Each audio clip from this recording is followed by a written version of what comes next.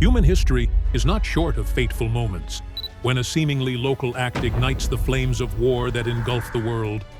Below are 5 emblematic events that not only etched themselves into humanity's memory, but also revealed the fragility of global peace. On June 28, 1914, what seemed like a regional event became the ignition point for the first global war in human history.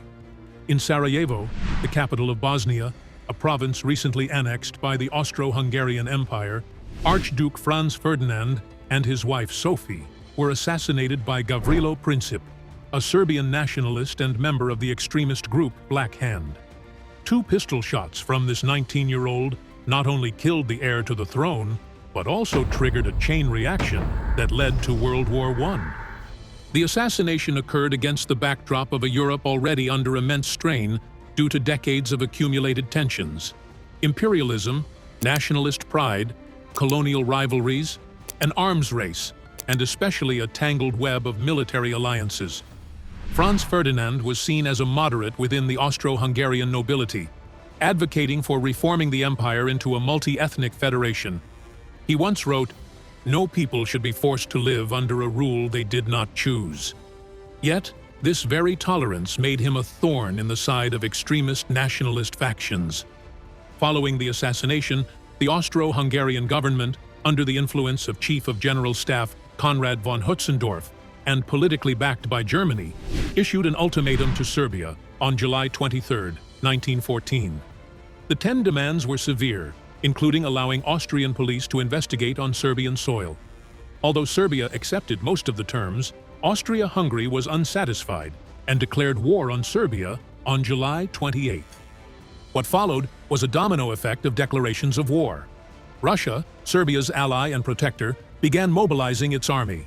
Germany, Austria, Hungary's ally, declared war on Russia on August 1st and on France on August 3rd. When German forces moved through Belgium, a neutral country, to attack France, Britain responded by declaring war on Germany on August 4, 1914. Within a single week, a regional conflict had escalated into a global war. This is known as the effect of military alliances, meant to preserve peace, but in practice making containment impossible. In a prophetic warning years earlier, Otto von Bismarck, the legendary German chancellor, once said, "The whole of the Balkans is not worth the bones of a single Pomeranian grenadier, but someday a great war will erupt over some foolish thing in that region." World War I lasted from 1914 to 1918, killing over 20 million people, including about 9.7 million soldiers and 10 million civilians, wounding over 21 million more, and becoming one of the greatest humanitarian disasters in modern history. More than 65 million soldiers from over 30 countries were mobilized. The war extended beyond Europe, reaching the Middle East, Africa, and the colonies of major empires. One of the reasons for the war's global scale was the colonial possessions of the participating nations. When the mother country went to war, its colonies were dragged into it. Soldiers from India, North Africa, Southeast Asia, and Sub-Saharan Africa were brought to the front lines. Even on the Western Front, in the freezing, blood-soaked trenches, French and British soldiers muttered, "We don't understand why we're here, only that the whole world has gone mad." In truth, the assassination of Franz Ferdinand was merely a pretext. The deeper reason was that the European balance of power had rotted from within. Extreme nationalism, imperial arrogance, competition for global influence, and a profound lack of trust among great powers had created a powder keg, just waiting for a spark.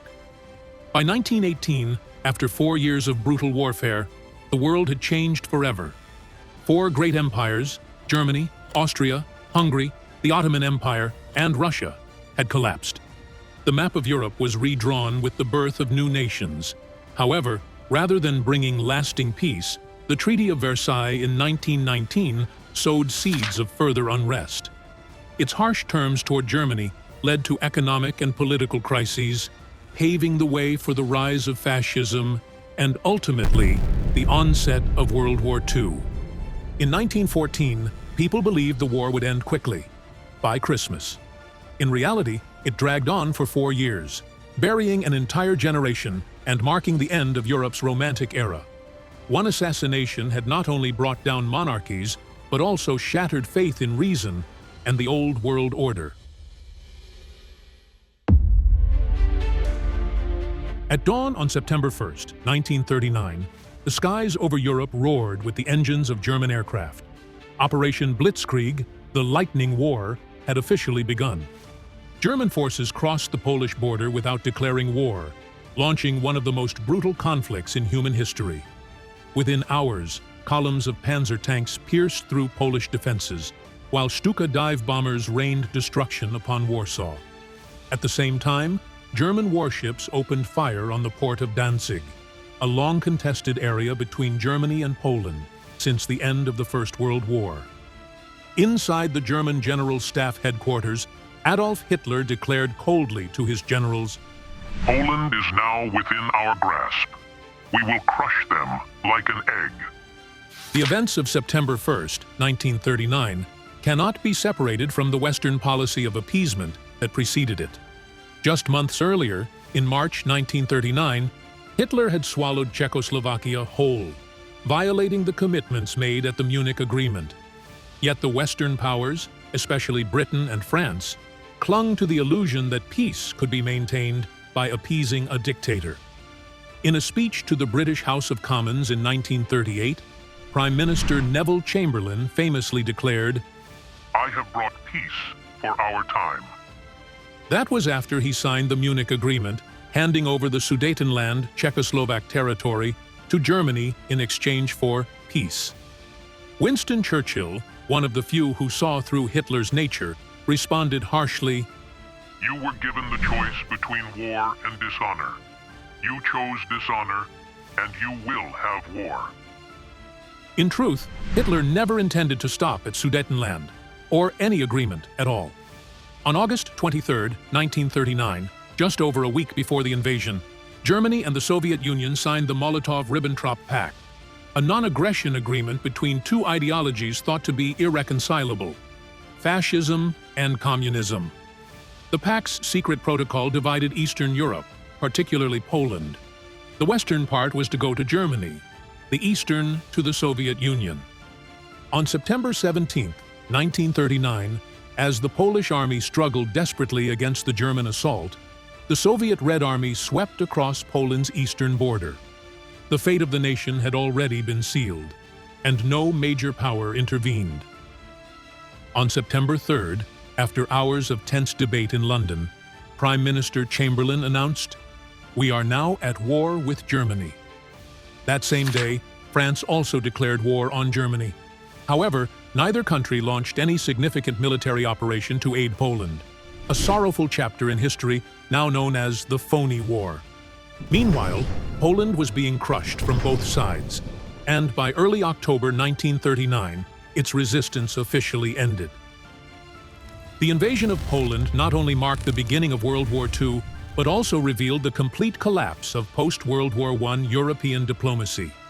The League of Nations, the precursor to the United Nations, was powerless to prevent the conflict. The entire world was drawn into a 6-year war that spread from Europe to Asia, Africa, and the Pacific. Over 100 million people from more than 30 countries were mobilized. In total, the war claimed more than 70 million lives, including approximately 6 million Jews murdered in the Holocaust. One of the greatest lessons from this event is the catastrophic failure of appeasement. Hitler saw the West's weakness as a green light to continue expanding. A German general would later write in his diary, "The Führer believed the West would never dare fight. And he was right, until Poland." Chamberlain, once convinced that peace could be secured through paper agreements, was forced to resign in 1940, making way for Winston Churchill, a man who understood that only strength could stop fascism. Poland became the first victim, and the clearest example, of the horrors of World War II. Not only was it invaded, but it also suffered a litany of war crimes, from the Katyn massacre by the Soviets, in which 22,000 officers and intellectuals were executed, to Nazi atrocities and the near annihilation of its Jewish population.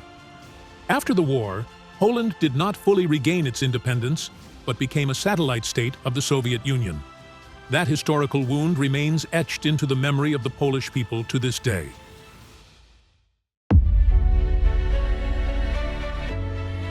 When America was awakened.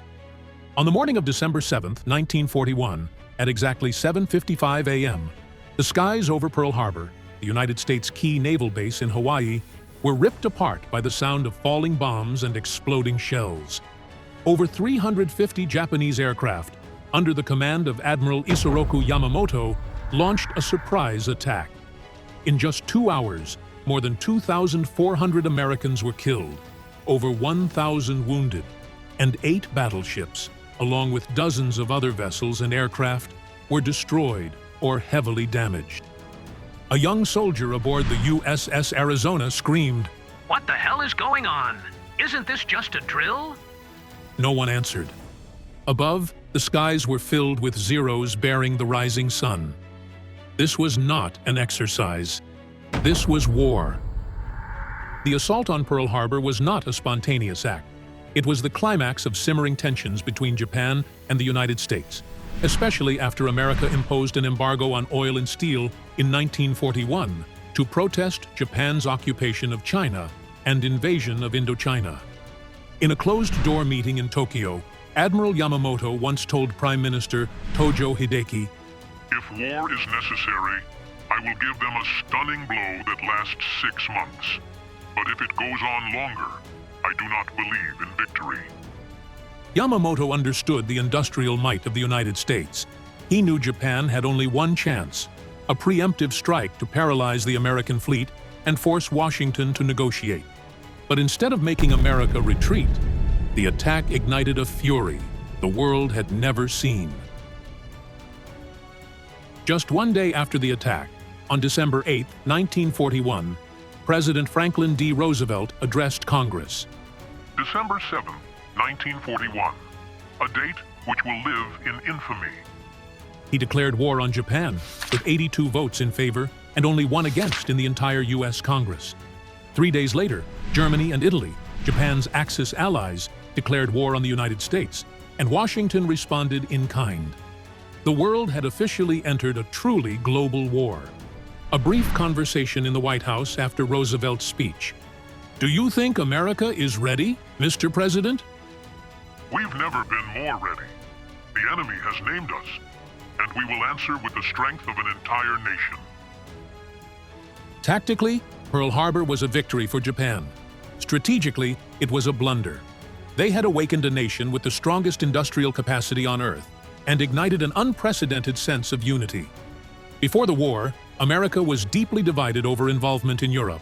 But in a single night, everything changed. Citizens lined up by the thousands to enlist. Factories from Detroit to Chicago, California to Texas, shifted overnight to military production. The U.S. became the arsenal of democracy. In his memoirs, General George Marshall wrote, "The Japanese made a grave mistake. They didn't just strike our military, they struck the will of an entire people." The attack on Pearl Harbor was not just a turning point for the United States, but for the entire war. With America now fully involved, World War II exploded across the Asia-Pacific theater, from Midway and Guadalcanal to Iwo Jima and Okinawa. At the same time, the U.S. began massive support for Allied forces in Europe through the Lend-Lease program, later participating directly from the North African front to the beaches of Normandy. The attack also carried immense symbolic weight. For the first time in modern history, a great power had been struck on its own soil, a shock that forced the U.S. to abandon its long-held policy of isolationism. 4 years after Pearl Harbor, on August 6th and 9th, 1945, the United States dropped 2 atomic bombs on Hiroshima and Nagasaki, forcing Japan into unconditional surrender. World War II was finally over. At the surrender ceremony aboard the USS Missouri, Admiral Chester Nimitz, the U.S. Navy's Pacific commander, stood silently for several minutes, gazing toward the sea from where the Japanese fleet had once launched its attack. We do not celebrate victory. We remember the millions who died, because of the madness of imperial ambition.